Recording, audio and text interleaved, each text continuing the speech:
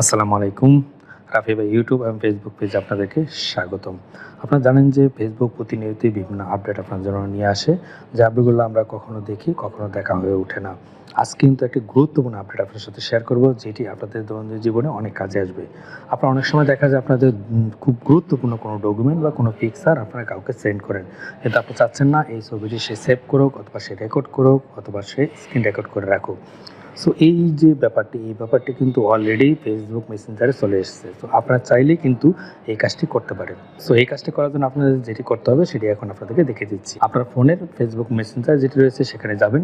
যাওয়ার পরে আপনার এই যে কাঙ্ক্ষিত একটি অডিয়েন্স রয়েছে, যাকে আপনি পিকচারটি পাঠাতে চাচ্ছেন, তাকে আপনি সিলেক্ট করবেন।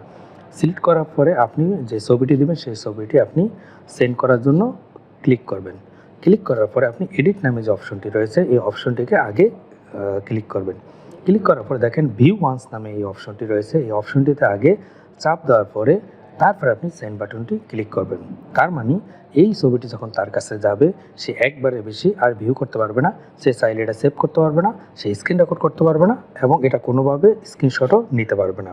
সো এইভাবে আপনার যে পিকচারটি রয়েছে সেটি কিন্তু আপনার নিরাপদ রয়ে যাবে।